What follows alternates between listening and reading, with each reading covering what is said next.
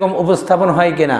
বহির্বিশ্বে মানুষ যারা ইমানদার নয়, কোরআন সুন্নাহর দৃষ্টিতে তারা ইমানদার নয়, তাদেরকে দেখা যায় তারা কি মিথ্যা কথা বলে না, তারা ধোঁকা দেয় না, প্রতারণা করে না, এলোমেলো করে না। এগুলো আমরা শুনি না যে অনেক চুরিও নাই, ডাকাতিও নাই, খুন খারাপিও নাই, এবং কিভাবে উল্টাপাল্টা করতে হয় এটাও তারা কি বোঝে না। মানুষের ক্ষতি কেমনে করতে হয় এটা তারা বোঝেই না। এই কথাগুলো আমরা শুনি কিনা? তাহলে দেখেন তাদের তো সবই আছে, শুধু কি তারা কিন্তু সৎ কাজ চালু রাখছে, অসৎ কাজ তাদের দৃষ্টিতে ততটুক তারা কি করেছে, বন্ধ রেখেছে। আর আমরা বাস্তবে দেখতে পাচ্ছি যারা আল্লাহর প্রতি ইমানের দাবিদার তাদের ঘাটতি কয়টা? তাদের ঘাটতি দুইটা। কি কথা তো পরিষ্কার। বহির্বিশ্বে যারা আছে, যারা ইমানের দাবি করে না, ইমানদার হিসেবে নিজেদেরকে স্বীকৃতিও দেয় না, দাবিও করে না, তাদের ঘাটতি কয়টা? একটা। মানবতার কামেল পূর্ণাঙ্গ সফলতার জন্য তাদের ঘাটতি হলো একটা। আমরা গত জুম্মায় যে বিষয়টি নিয়ে আলোচনা করতেছিলাম, মুহাম্মদ রাসূলুল্লাহ সাল্লাল্লাহু আলাইহি ওয়াসাল্লাম মদিনায় গিয়ে ভ্রাতৃত্ব বন্ধনে আবদ্ধ করেছিলেন। সাথে সাথে তিনি যে 10 বছরে গোটা পৃথিবীর মানব সৃষ্টির ইতিহাসে সবচাইতে বড় যে সফলতা যে তিনি পেয়েছিলেন, কাঙ্ক্ষিত মানের সফলতা তিনি পেয়েছিলেন, তার পিছনে মূল কাজ ছিল কি? সৎ কাজের আদেশ, অসৎ কাজে নিষেধ। সৎ কাজে আদেশ, অসৎ কাজে নিষেধ। মূলত রাসূল সাল্লাল্লাহু আলাইহি ওয়াসাল্লাম এটাকে কার্যকর করে তিনি মানবতার প্রভূত কল্যাণ তিনি সাধন করেছিলেন। যে ব্যাপারে আমরা গত জুম্মায় যে আয়াতটি পড়েছিলাম সেটি ছিল ওয়ালতাকুম মিনকুম উম্মাতুন ইয়াদউনা ইলাল খায়রি ওয়া ইয়ামুরুনা বিল মা'রুফি ওয়া ইয়ানহাউনা আনিল মুনকার ওয়া উলাইকা হুমুল মুফলিহুন। আল্লাহ পাক বলছেন ঈমানদারদের ভিতরে একটি গ্রুপ থাকা দরকার। হে নবী, আপনার উম্মতের ভিতরে একটি গ্রুপ থাকা দরকার যাদের কাজ হলো তারা মানুষদেরকে ডাকবে কল্যাণের দিকে, সফলতার দিকে, উন্নতির দিকে মানুষদেরকে ডাকবে। এবং তাদের কাজ হলো ইয়ামুরুনা বিল মারুফ ওয়া ইয়ানহাউনা আনিল মুনকার। তারা মানুষদেরকে সৎ কাজের আদেশ করবে আর অসৎ কাজে নিষেধ করবে। আল্লাহ বলছেন ওয়া উলাইকা হুমুল মুফলিহুন, আর এরাই হচ্ছে কি সফল কাম। তাহলে সফল কাম, সফলতার পিছনে আল্লাহ পাক এখানে কথা বলেছেন হলো দুইটি কাজ করতে হবে আমাদের। সেটি হলো সৎ কাজের আদেশ আর অসৎ কাজে কি নিষেধ। আর এর সাথেই সম্পৃক্ত হচ্ছে কি কল্যাণ। এদো না ইলাল খাইরে, যারা মানুষদেরকে ডাকবে কল্যাণের দিকে। আর এই কল্যাণের দিকে ডাকার সূত্র হলো দুইটি, সৎ কাজের আদেশ, অসৎ কাজের নিষেধ। সেখানে আমরা সৎ কাজের আদেশ, অসৎ কাজের নিষেধটা আসলে দুইটাই একসাথেই থাকতে হবে। এটা উদাহরণ দিয়ে বুঝিয়েছিলাম। দুইটা কি থাকতে হবে? একসাথেই থাকতে হবে। শুধু সৎ কাজের আদেশ আছে, অসৎ কাজের নিষেধ নাই, তাহলে সেখানে কাঙ্ক্ষিত মানের সফলতা আসবে না। অসৎ কাজে বাধা আছে, লাঠি আছে, মুগুর আছে, শাস্তি আছে, কিন্তু সৎ কাজের কি নাই? আওয়াজ চালু নাই, দাওয়াত চালু নাই, সৎ কাজের কার্যকারিতা নাই। তাহলে দেখা যাবে কি সেখানেও কাঙ্ক্ষিত মানের সফলতা আসবে না। তাহলে একসাথেই কয়টা লাগবে? দুইটাই লাগবে। এখানে আল্লাহ রাব্বুল আলামিন ওই কথাটাই আরও পরিষ্কার করে বললেন। সূরা আলে ইমরানের 110 নম্বর আয়াতে আল্লাহ বললেন কুনতুম খায়রা উম্মাহ উখরিজাত লিন-নাস তা'মুরুনা বিল মা'রুফ ওয়া তানহাউনা আনিল মুনকার। তোমরাই হচ্ছে উত্তম উম্মত, তোমাদেরকে বের করা হয়েছে মানবতার কল্যাণের জন্যই। তা'মুরুনা বিল মা'রুফ ওয়া তানহাউনা আনিল মুনকার, তোরা মানুষদেরকে সৎ কাজে আদেশ করবে, অসৎ কাজে নিষেধ করবে। ওয়া তু'মিনুনা বিল্লাহ, এবং তোমরা মানুষদেরকে ঈমানের দিকে, আল্লাহর প্রতি ঈমান আনয়ন করবে, আল্লাহর প্রতি বিশ্বাস স্থাপন করবে। এই হচ্ছে সূরা আলে ইমরানের 110 নম্বর আয়াত। তাহলে দুই আয়াতের ভিতরে কি আছে? মিল আছে। ওখানে বলা হলো তোমরা কল্যাণের দিকে ডাকো, আর এখানে বলা হচ্ছে কল্যাণের জন্যই তোমাদেরকে কি করা হয়েছে? সৃষ্টি করা হয়েছে। মানবতার কল্যাণ সাধন করতে হবে। এখানেও আল্লাহ আদেশ দিলেন দুটি, সৎ কাজের আদেশ, অসৎ কাজে কি নিষেধ। এখানে আর একটা বিষয় যোগ করলেন, তুমিনুনা বিল্লাহ, আল্লাহর উপরে কি রাখতে হবে?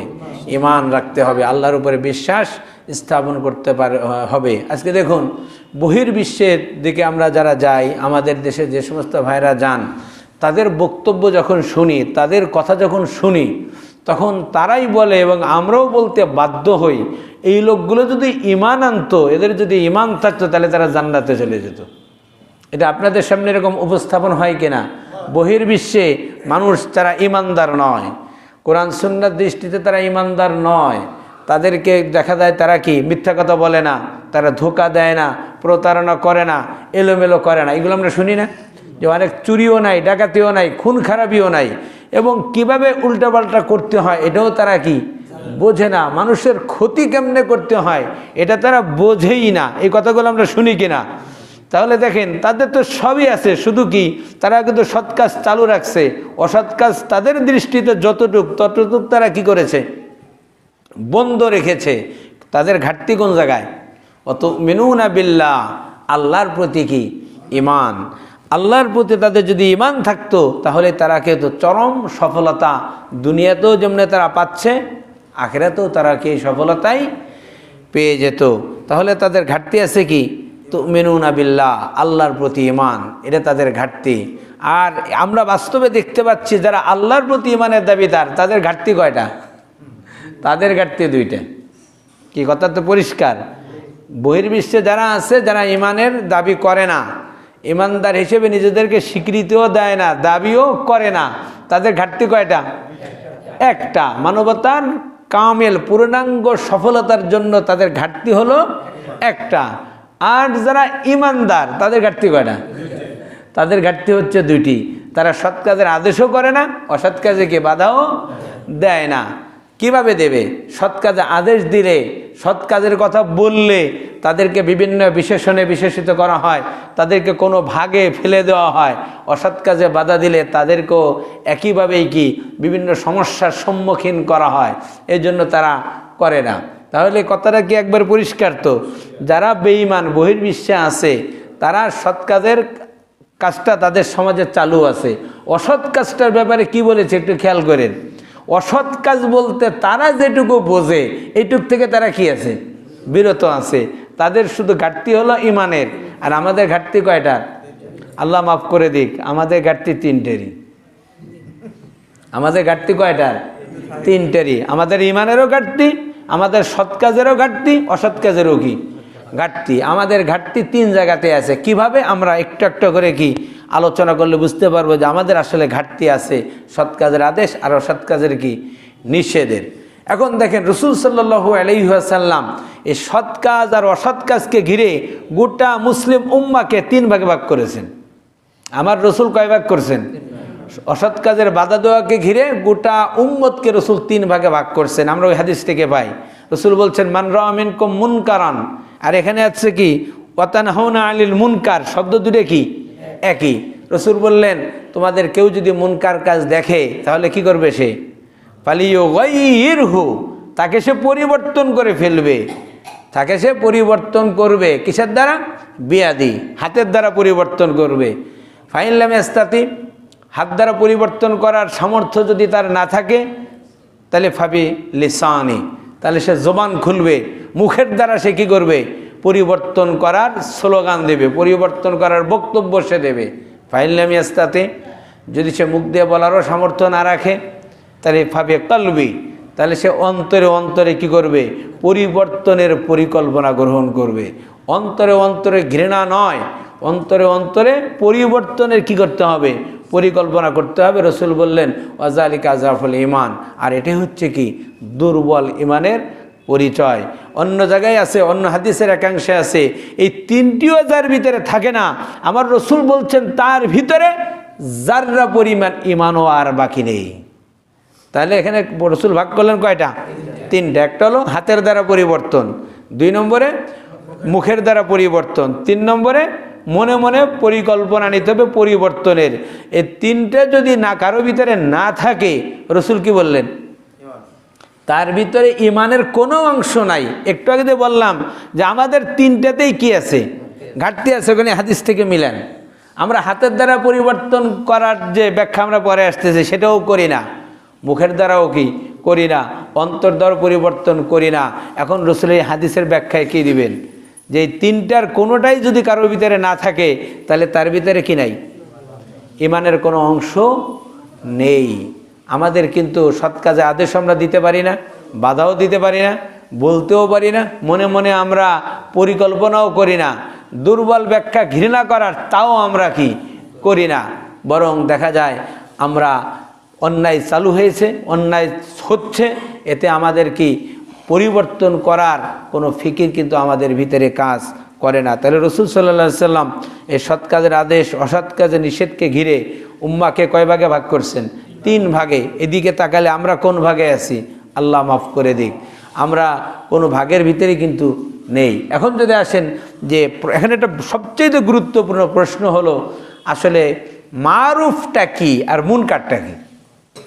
সৎ কাজে আল্লাহ বলছেন তা'মুরুনা বিল মারুফ, তারা সৎ কাজের কি করবে?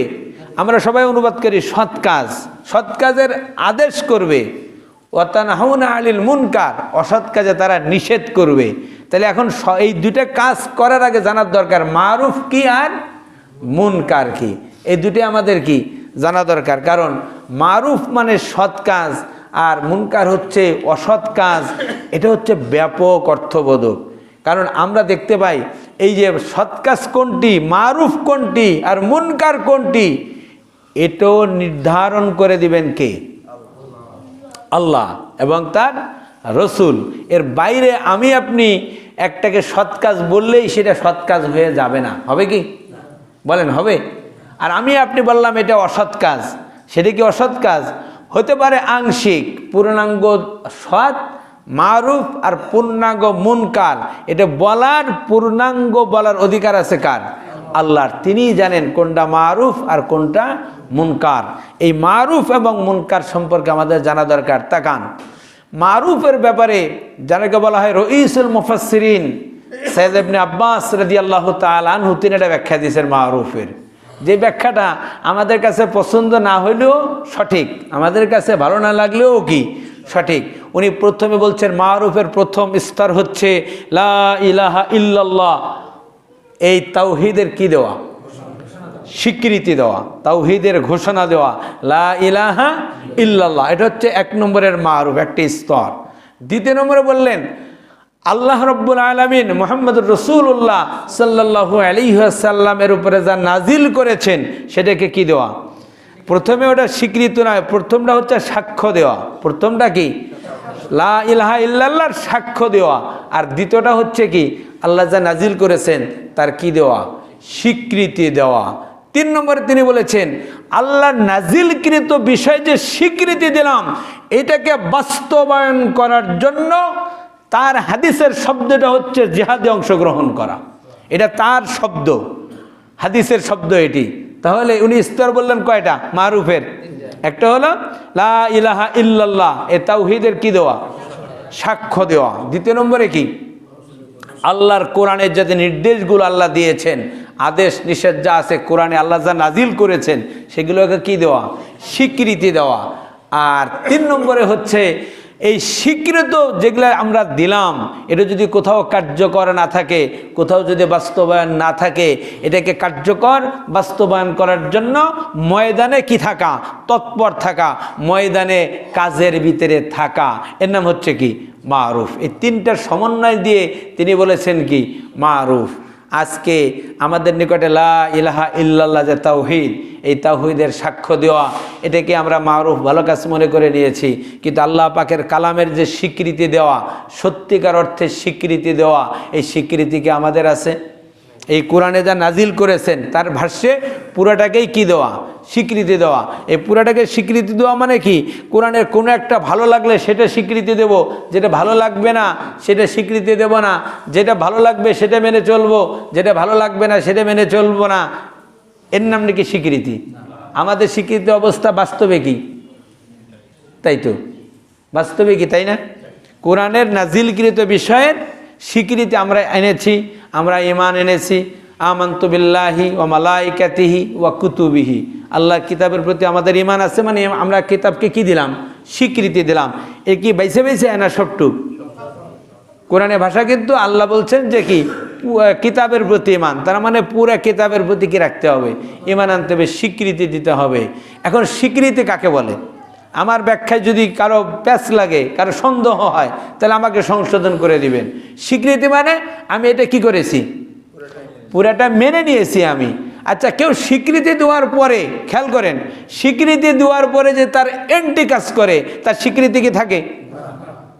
স্বীকৃতি দিল, আপনি কোনো একটা অফিসে বা কোনো দেশের সাথে আপনি চুক্তি করলেন, একটা স্বীকৃতি দিলেন, কোনো একটা বিষয় স্বীকৃতি দিয়ে দিলেন, এরপরে কি করলেন আপনি? ওই স্বীকৃতির সম্পূর্ণ বিপরীত মেরুতে কাজ করলেন আপনি। এখন কি স্বীকৃতি আছে? এর নাম কি স্বীকৃতি থাকে? আর এখন যদি আমরা এই অর্থে স্বীকৃতি যদি তাই হয় যে স্বীকৃতি দিলে সেটা মেনে চলতে হয়, স্বীকৃতি দিলে কি মেনে চলতে হয়। এক দেশ আরেক দেশকে স্বীকৃতি দেয় না? এই স্বীকৃতি দেওয়া মানে কি? এই দেশের সব কিছুই আমরা স্বীকার করে নিলাম, এটাকে রাষ্ট্র হিসেবে মেনে নিলাম। কিন্তু কেউ যদি স্বীকৃতি ঘোষণা করে আপনার তলে তলে কি করে, এই দেশের বিপক্ষে কাজ করে, তার এই স্বীকৃতি সত্য না মিথ্যা? এটা তো আমরা সবাই বলি। ঠিক আছে, তাই এখন আমরা যে আল্লাহর কিতাবের প্রতি ঈমান এনেছি, স্বীকৃতি দিয়েছি, আমাদের এই স্বীকৃতি আসলে কি আছে, না তলে তলে অন্যভাবে যে কোনোভাবে এই স্বীকৃতিটা কি হয়ে গেছে? বাতিল হয়ে গেছে। সেই স্বীকৃতি এখন আর আমাদের নেই। আপনারা বাস্তবে যেটা স্বীকৃতি বলেন, সেই স্বীকৃতির বিপরীতে কাজ করলে যেমন স্বীকৃতি থাকে না, তখন আল্লাহর কালামের প্রতি আমাদের যে স্বীকৃতি, এর বিপরীত যদি আমি চলি, তাহলে কি আমার স্বীকৃতি কি থাকে?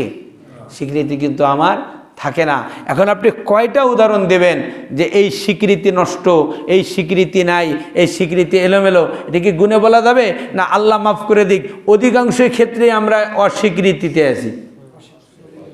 অধিকাংশ ক্ষেত্রেই আমরা স্বীকৃতি দিচ্ছি মুখে মুখে, কিন্তু বাস্তবে আমরা আসলে কি করতেছি?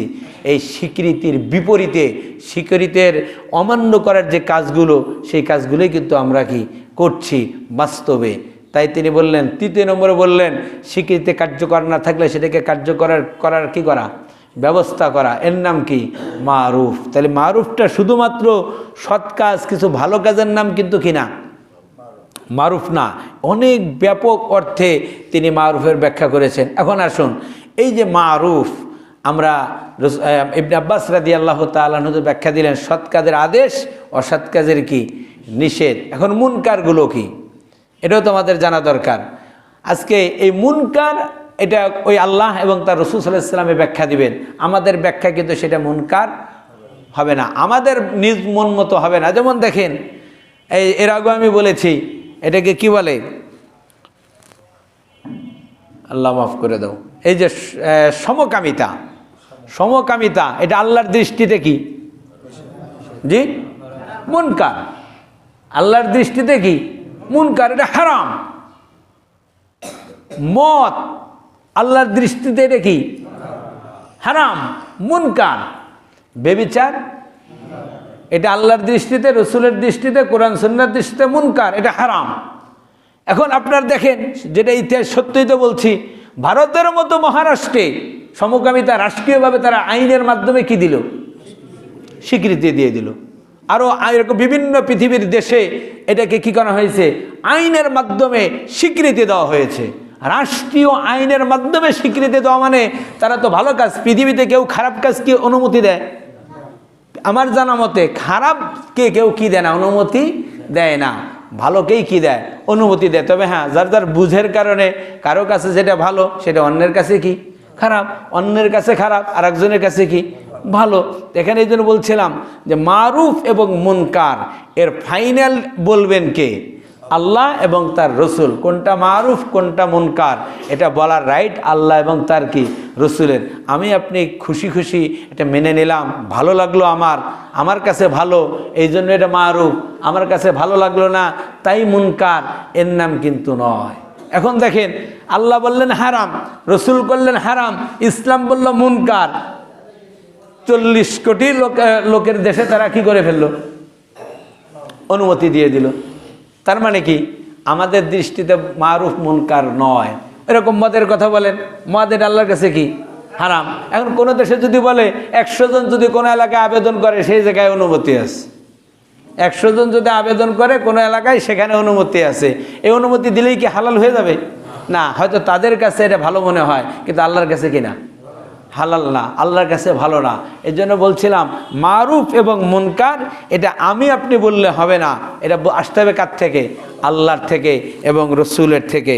এই মারুফ এবং মুনকারের সাথেই ইমানের সাথে সম্পর্ক। মারুফ মুনকারের সাথেই কি? ইমানের সাথে সম্পর্ক। ওই যে রসুল বললেন যে সৎ কাজের আদেশ দাও, তোমরা মুনকারে বাধা দাও, যদি না পারো তাহলে হাত দিয়ে দাও, মুখ দিয়ে দাও, মুখ দিয়ে না পারলে অন্তর দিয়ে দাও, যদি দিতে না পারো তাহলে ইমানের কোনো অংশ নেই।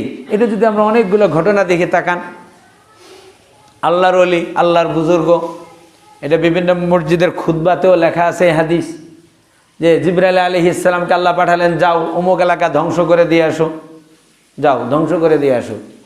তা জিবরাইল আলাইহিস সালাম গেলেন, যাওয়ার পরে কি দেখলেন? ওখানে আল্লাহর একজন বড় কামেল মোকাম্মেল জামানার কুতুবুল আকতাব, গাউস কুতুব যা যা বলে সব তার ভিতরে কি আছে। সে হাদিসের ভাষায় তরফাত আইন, চোখের পলক এতটুকু সময় সে কি করে না? আল্লাহর নাফরমানি সে করে না। তা জিবরাইল আলাইহিস সালাম রব্বুল আলামিনকে জিজ্ঞাসা করলেন, রব্বুল আলামিন তোমার এই প্রিয় বান্দা আছে, এখন আমি কি করব? হাদিসের ভাষায় আসছে যে আগে ওকে দাও, এরপরে গোটা জাতিকে উল্টে দাও। আগে গজব ওকে দাও, এরপরে কি? কারণ ওই যে সৎ কাজের আদেশ, অসৎ কাজে কি নিষেধ। রসুল ওই হাদিসে বলেছেন যে এই সমাজে পাপাচার অশ্লীলতা হচ্ছে, এ ব্যাপারে তার কখনো ভ্রুকুঞ্চিত হয় নাই। সে মানে অপছন্দ করেনি এবং সে বিরক্তবোধ করেনি। এটাকে পরিবর্তন করার সে কোনো পরিকল্পনাও কি নেয়নি। এই জন্য শাস্তিটা কিন্তু তাকে দেওয়া হয়েছে আগে, এরপরে দেওয়া হয়েছে অন্যদেরকে। তার মানে সৎ কাজের আদেশ, অসৎ কাজের নিষেধ, এটা ইমানের সাথে কি জড়িত, আল্লাহর রহমত পাওয়ার সাথে জড়িত, আল্লাহর পক্ষ থেকে অনুকম্পা পাওয়ার জন্য এটা কি জড়িত। সৎ কাজের আদেশ, অসৎ কাজের নিষেধ এটা কোনো গতানুগতিক বিষয় নয়। দেখুন এই কাজটা আল্লাহ রাব্বুল আলামিন আরও কত সুন্দর করে বললেন। সূরা হজের 41 নম্বর আয়াতে আল্লাহ কী বললেন তাকান, যেটা কত গুরুত্বপূর্ণ কাজ এবং এই কাজটা মূলত কে করবে, এটা কত গুরুত্বপূর্ণ কাজ এবং এই কাজটা কে করবে এটাও জানাই দিলেন কে? আল্লাহ পাক। কত গুরুত্বপূর্ণ এটা বললেন, সাথে সাথে কি এই কাজটা কে করবে তাও জানাই দিলেন আমার মালিক আল্লাহ। তিনি বললেন আল্লাযীনা ইম্মাক্কান্নাহুম ফিল আরদি আকামুস সালাতা ওয়া আতাউয যাকাতা ওয়া আমারু বিল মা'রুফি ওয়া নাহাউ আনিল মুনকার ওয়ালিল্লাহি আকিবাতুল উমুর। আল্লাযীনা ইম্মাক্কান্নাহুম ফিল আরদ, ওই সমস্ত লোক যাদেরকে আমি জমিনে দিয়েছি ক্ষমতা, যাদের হাতে আমি দিয়েছি, তারা কাজ করবে কি? আকামুস সালাত, তারা নামাজ কায়েম করবে, ওয়া আতাউয যাকাত, তারা যাকাত ভিত্তিক অর্থনৈতিক ব্যবস্থা চালু করবে, ওয়া আমারু বিল মারুফ, তারা আদেশ করবে মারুফের, ওয়া নাহাউ আনিল মুনকার, এবং অসৎ কাজে তারা নিষেধ করবে, বাধা দিবে। তাহলে আল্লাহর ভাষা এটা কোন জায়গায় আছে? সূরা হজ কত নম্বর আয়াত? 41 নম্বর আয়াত আল্লাহ বললেন আল্লাযীনা ইম্মাক্কান্নাহুম ফিল আরদ, নিশ্চয়ই যাদেরকে আমি জমিনে ক্ষমতা দিয়েছি তারাই কি করবে? এই 4টি কাজ করবে। নামাজ চালু করবে, যাকাত চালু করবে, সৎ কাজের আদেশ চালু করবে, অসৎ কাজে কি নিষেধ করবে। 4টি কাজ মূলত কার? তার যার হাতে ক্ষমতা থাকে। যার হাতে ক্ষমতা থাকে না সে অনুরোধ করতে পারে, হাতে ধরতে পারে, পায়ে ধরতে পারে, অনুরোধ করতে পারে, বুঝাতে পারে, কিন্তু কার্যকর করার ক্ষমতা কার? ইম্মাক্কান্নাহুম ফিল আরদ। এবং এটাও তো জানেন আমার আল্লাহ ভালো করেই জানেন, মুহাম্মদ রাসূলুল্লাহ সাল্লাল্লাহু আলাইহি ওয়াসাল্লাম যখন মক্কায় 13 বছর থাকলেন, মক্কায় 53 বছর থাকলেন, আজকে কত বড় বড় মানে কি আর বলবো, আল্লাহ মাফ করে দিক, বক্তৃতার মঞ্চে কত সুন্দর সুন্দর করে আমার নজরুল জীবনকে তারা কি করে মানুষের সামনে ভুলভাগ উপস্থাপন করে। 13 বছর 53 বছর মোট থাকলেন মক্কায়, ওখানে তিনি কিছুই করেন নাই, কিছুই করেন নাই। কারণ এই সময় সব ছিল কার হাতে? আবু জেহেলের হাতে। মুহাম্মদ সাল্লাল্লাহু আলাইহি ওয়াসাল্লাম চাইলেও তিনি কিছু করতে পারতেন না। এই জন্য আপনি যদি বিনয়ের সাথে বলবো, আপনি একটু পড়াশোনা করুন, আপনি একটু দেখুন এবং আমার সাথে একটু আমার যদি ভুল হয় আমাকে সংশোধন করে দিন। কোরআনের যে ইকরা বিসমি রাব্বিকাল্লাযী খালাক পড়ো, এরকম দুই একটি ছাড়া ইসলামের যত হালাল, ইসলামের যত হারাম, ইসলামের যত ফরজ, ইসলামের যত হারাম, সমস্ত বিধান নাজিল হয়েছে মদিনায়। আপনি কোরআন খুলে দেখুন, সব নাজিল হয়েছে কোথায়? মদিনায়। মক্কায় ফরজ নাজিল হয়নি, মক্কায় হারাম নাজিল হয়নি, মক্কায় হালাল নাজিল হয়নি। আপনি খুঁজে দেখুন কোরআন। আরো মারাত্মক কথা কি, আপনি একটু গবেষণা করে দেখবেন। আল্লাহু আকবার। ইয়া আইয়ুহাল্লাযীনা আমানু, ইয়া আইয়ুহান নাস, শব্দ দুটো একরকম না দুই রকম? ইয়া আইয়ুহাল্লাযীনা আমানু, হে ওই সমস্ত লোক যারা ঈমান এনেছো। আর ইয়া আইয়ুহান নাস, ও দুনিয়ার মানুষেরা। নাস, ইয়া আইয়ুহাল ইনসান, শব্দ কি এক না আলাদা? আপনি কোরআন একটু খোঁজেন তো, আজকে আমি বললাম, আপনি একটু ঘাটেন তো কি বলতেছে এখানে। আমি তাকান, ইয়া আইয়ুহাল্লাযীনা আমানু, ও ঈমানদারেরা, এরকম ডাক দিয়ে আদেশ করেছেন আমার আল্লাহ। মক্কি কোন সূরায় আপনি পাবেন না। মাক্কি যত সূরা আছে কোন সূরাতে আপনি পাবেন না ইয়া আইয়ুহাল্লাযীনা আমানু, ও ঈমানদারেরা এটা করো, এটা করো, এটা করো না, এরকম আদেশ আমার আল্লাহর নাই। হ্যাঁ, মক্কায় ডাক দিয়েছেন কি বলে? ইয়া আইয়ুহাল ইনসান, হে মানব মণ্ডলী। ইয়া আইয়ুহান নাস, হে মানব মণ্ডলী। এভাবে করে আল্লাহ পাক ডাক দিয়েছেন। এটা কি এমনি না এর পিছনে কারো রহস্য আছে? আল্লাহ পাকের সব কথারই তো কি রহস্য আছে, গুরুত্বপূর্ণ ব্যাখ্যা আছে। কেন এটি? কারণ আল্লাহ পাক যদি মক্কায় আদেশ করতে ইমানদারদের এগুলো করো, ইমানদার কি করতে পারতো? করতে পারতো না। আর যদি করতে না পারে তাহলে বলে লাভ কি? এই জন্য মদিনায় যখন গেলেন, যখন তিনি করতে পারবেন তখন একটা একটা করে কি হয়েছে? নাজিল হয়েছে। এই জন্য তো এখানে আল্লাহ পাক একেবারে পরিষ্কার করে বললেন যে এই কাজটি মূলত কাদের? সৎ কাজ চালু করা, অসৎ কাজে বাধা দেওয়া, এই কাজটা মূলত কার? আমরা আপনাকে বুঝাতে পারি, দাওয়াত দিতে পারি, হাতে ধরতে পারি, পায়ে ধরতে পারি, আরো কিছু করার সেগুলো করতে পারি, কিন্তু বন্ধ করার ক্ষমতা তো আমার নেই, চালু করার ক্ষমতাও কি আমার নেই। আল্লাহ বলেন আল্লাযীনা মাক্কান্নাহুম ফিল আরদ, যাদেরকে আমি জমিনে ক্ষমতা দেই তারাই কাজটা করবে। এটা তাদের কাজ। যেই জাতি তার ক্ষমতা দ্বারা না সৎ কাজের আদেশ চালু করে, অসৎ কাজে নিষেধ করে, সেই জাতি উন্নত হবে। তার দৃষ্টান্ত বর্তমান পৃথিবীর ইহুদি, খ্রিস্টান, অমুসলিম রাষ্ট্রগুলো। তাকান, তাদের দেশের দৃষ্টান্তগুলো আমরা বলি, এক একজন উদাহরণ দেই। একটু যেটা শুরুতেই বলতেছিলাম আমি, তাদের দৃষ্টান্ত এখন পৃথিবীতে আছে না? তারা তো উন্নত, তারা তো সফল, যেটা আমাদের দৃষ্টিতে, আমাদের ভাষায়। কারণ একটাই, তারা সৎ কাজ কি রাখছে, তাদের দৃষ্টিতে যতটুকু সৎ কাজ তারা চালু রেখেছে, তাদের দৃষ্টিতে যেটা খারাপ কাজ সেটা তারা কি রাখছে? বন্ধ রেখেছে। এই জন্য তারা কি কিছুটা কল্যাণ পেয়েছে তারা। কিন্তু আজকে আমরা যেহেতু এটা যারা বসে থাকি, যারা ওই দায়িত্বে আছি, এই কাজগুলো তো আমরা করি না। না করার কারণে কাঙ্ক্ষিত মানের সফলতা, কাঙ্ক্ষিত মানের মুক্তি কিন্তু আমরা অর্জন করতে পারছি না। তাহলে সৎ কাজের আদেশ, অসৎ কাজের নিষেধ, এটা আল্লাহ পাকের পক্ষ থেকে একটি ফরজ দায়িত্ব। ওয়ালতাকুম মিনকুম উম্মাতুন ইয়াদউনা ইলাল খায়র, সৎ কাজে আদেশ দেওয়া, অসৎ কাজে নিষেধ করা, এটা একটা ফরজ দায়িত্ব দিয়েছেন কে? আমরা তো আলহামদুলিল্লাহ নামাজ পড়ছি, এই দায়িত্ব পালন করবে কে? আমি রোজা রাখছি, এই দায়িত্ব পালন করবে কে? আমরা হজ করছি, এই দায়িত্ব পালন করবে কে? অনেক কিছু আমরা করছি, কিন্তু এমন একটি মাস্টার কি, আপনাদের ভাষায় মাস্টার কি, মূল পয়েন্ট যেটি সৎ কাজ আদেশ যদি চালু হয়, নামাজ কি সৎ কাজ নয়? রোজা কি সৎ কাজ নয়? যাকাত কি সৎ কাজ নয়? এটা চালু হয়ে যাবে। সৎ কাজ চালু হলে এগুলো চালু হবেই। আরও যেগুলো হচ্ছে না সেগুলোও কি হবে। আর মুনকার যদি বন্ধ হয়ে যায়, যেগুলো আমরা মুনকার বলতেছি স্বাভাবিকভাবে, সেগুলো বন্ধ হবে। যেগুলো আল্লাহ মুনকার করেছেন সেগুলোও কি হবে? বন্ধ হবে। তবে শর্ত হলো, যেই কাজটি করবে সে তো ইমানদার হলে না কাজটি করবে। ইমানদার হলেই তো কাজটি করবে, কিন্তু ইমানদার যদি না হয় তাহলে সে কাজটি করবে না।